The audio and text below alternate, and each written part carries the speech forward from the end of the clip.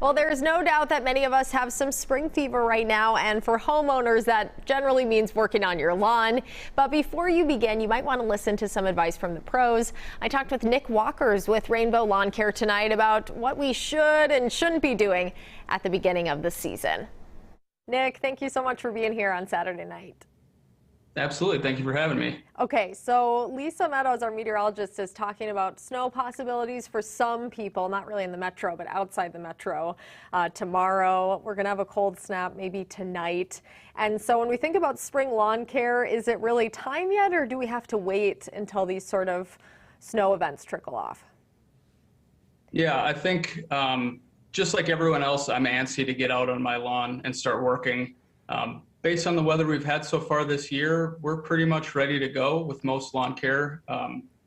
Even if we get a little bit of snow, shouldn't be a huge deal. Soil's typically warm enough to where it's going to melt off. It's not really going to cause too much damage, and the grass is hardy enough to survive anything that might happen to it. Okay, so even if we get, some of these renegade snowstorms, you're saying we should be good.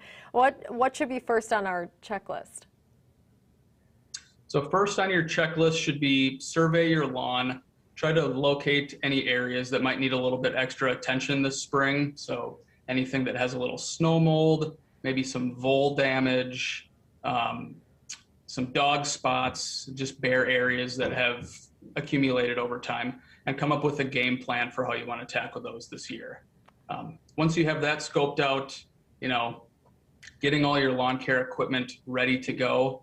So making sure you have new gasoline for any gas-powered equipment, making sure your mower starts up, making sure you have sharpened your blades on the mower so you get a nice clean cut to start the year and you're not tearing or ripping the grass. And then making sure that string trimmer has string and it starts up and you're ready to go.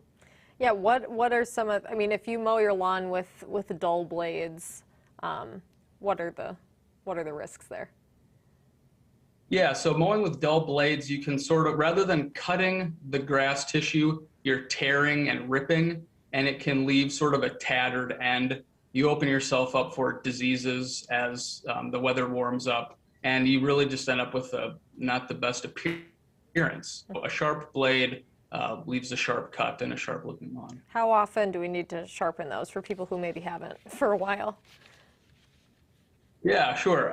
Typically, at least once a year in the leading into the spring, ideally twice a year, once to start the year, once halfway through the summer, and you should be good to go. Good to know. Okay, coming out of winter, typically, what do you see with a lot of your clients? What are the big problems that they're going to try to tackle with their lawn first? Yeah, so a lot of people see snow mold, which is very common in this neck of the woods. So best way to handle that is just lightly raking it. Snow mold is not something that typically will kill the lawn. It just gives it sort of an odd appearance. So lightly raking those areas up to allow for fresh growth to come through those areas. Other areas, dog spots happen throughout the winter. You're going to have to be a little more aggressive in those areas, trying to rake up and remove all that dead grass tissue, and then come through with a little bit of soil for the area and a little bit of seed to get that area to regrow. When do people typically have to fire up the lawnmower? Because you also warn against mowing your lawn too early, even if it looks like it might need it. Yeah, so just keeping an eye on the growth of your grass. So most people can tell right away in the spring the grass isn't really growing.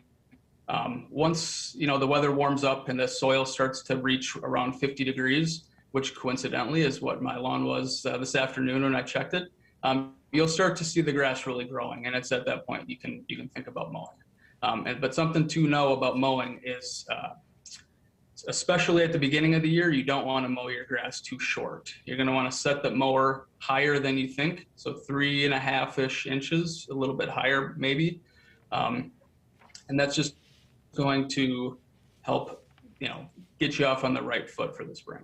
Okay. Once we've raked, identified our problem areas on our lawn, let's get into how we start tackling those areas and treating them. What's your recommendation? Sure. So any areas that might need seed, typically we want to just worry at this time of year just on the the really bad areas. So bare soil, dog spots, that sort of a thing. Something that we see, Lawncare, the consultants, myself included, we go out and we see homeowners who have seeded themselves. They usually don't put down enough seed.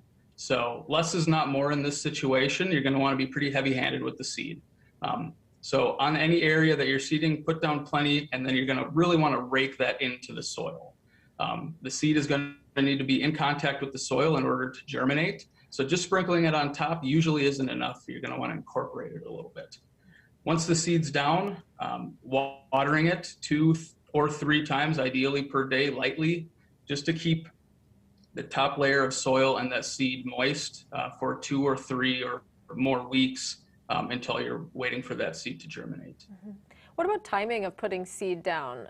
Is it warm enough now? Should we wait a couple more days, couple more weeks, or is now about the right time? Yeah, we're getting into the right time of year for the seed to start to germinate. So like I touched on before with those soil temperatures, grass seed doesn't germinate until the soil is between 50 and 55 degrees.